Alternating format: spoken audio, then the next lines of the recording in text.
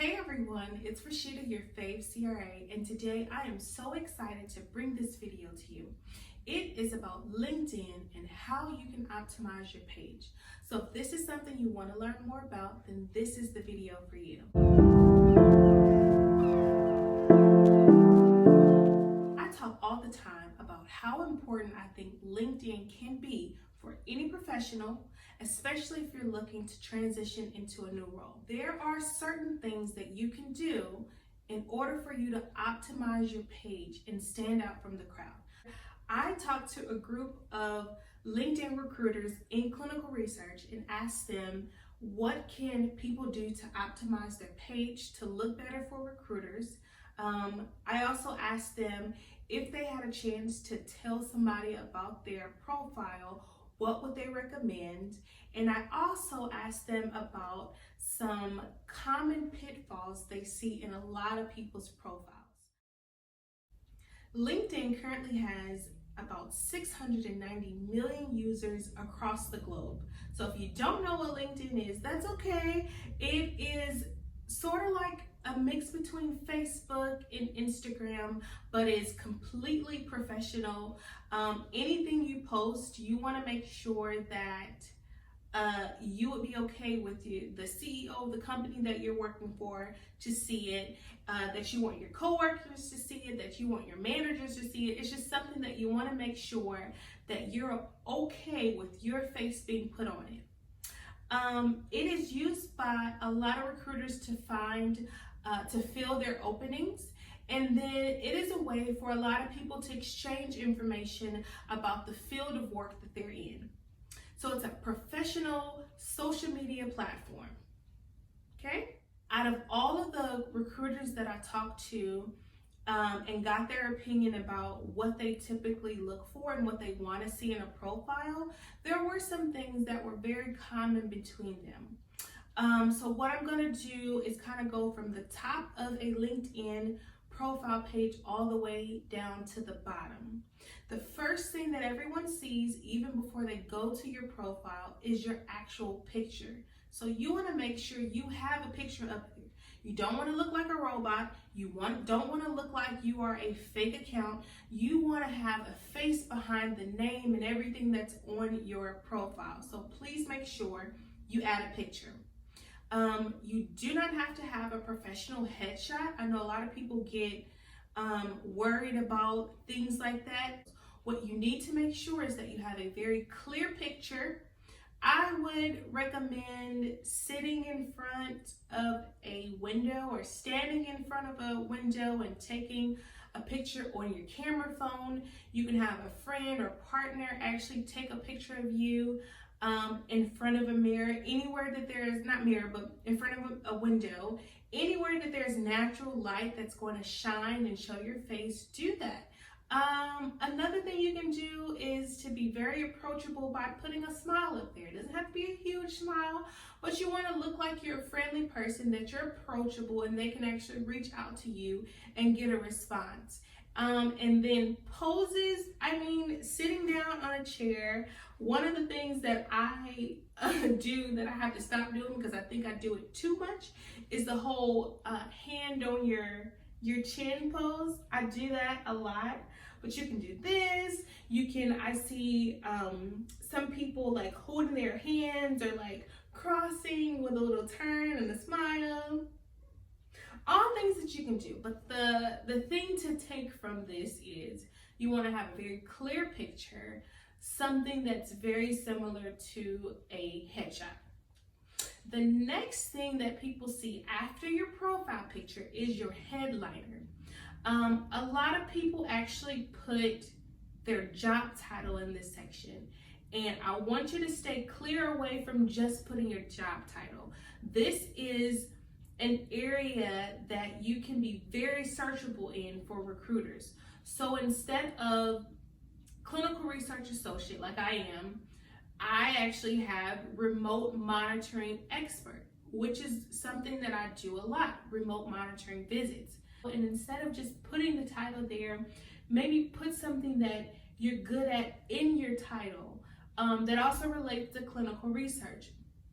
if you are a student, like a college student, and you don't have a lot of experience in clinical research, one of the things that I see people do is they put aspiring clinical research associate or aspiring clinical trial assistant, which is all appropriate things, because if those recruiters are looking for those particular roles, then your profile has a higher likelihood of being picked up in their search. So now that we got that out of the way, the next part, which is one of the most important parts outside of your picture, is your about section. This is not the section for you to copy and paste your resume. This is for you to have your personality shine through.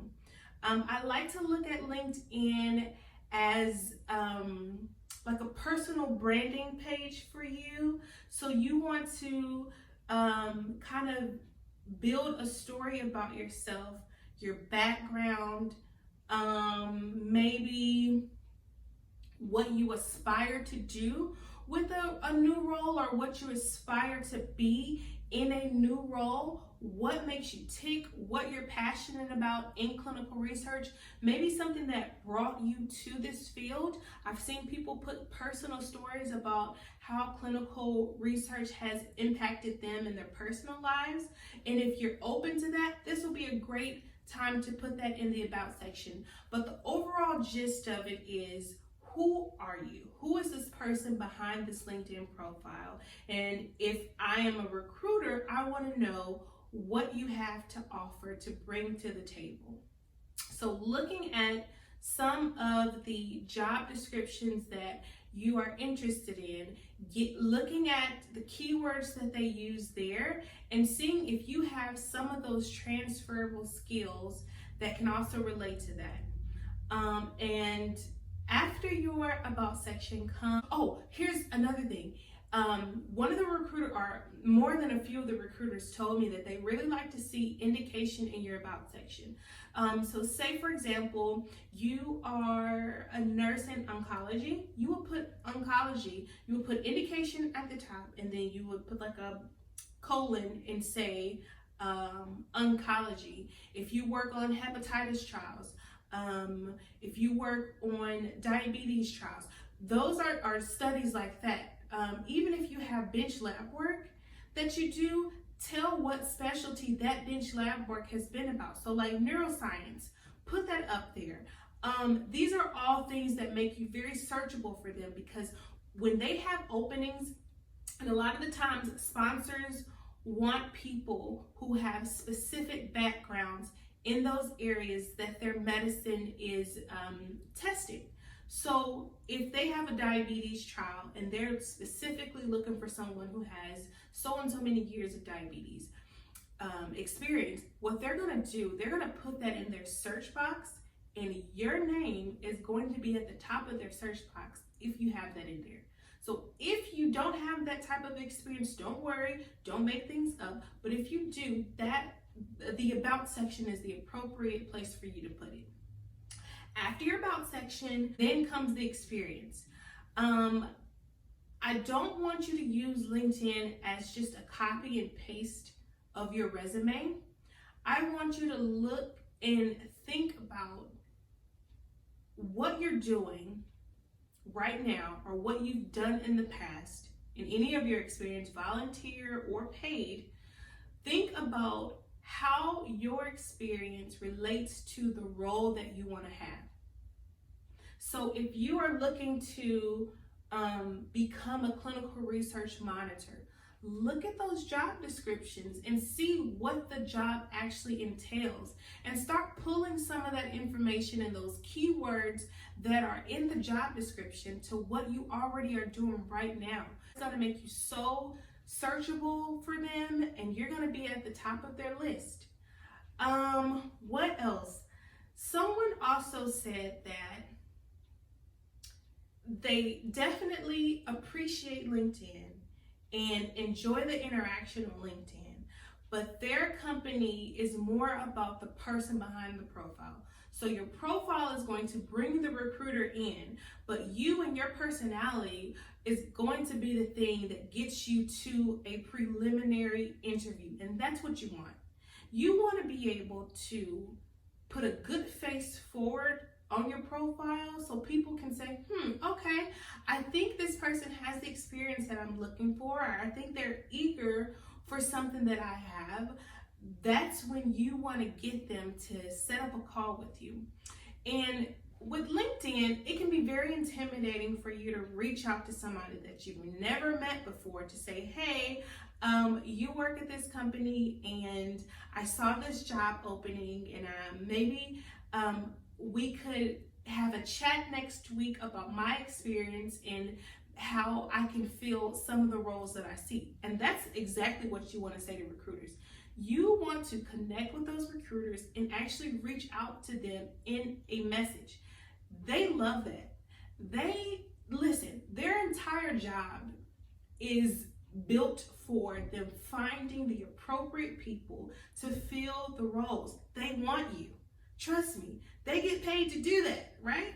So you want to make sure that you connect with them online. You want to make sure that you can connect with them offline. So set up those meetings, guys. Talk to them on the phone.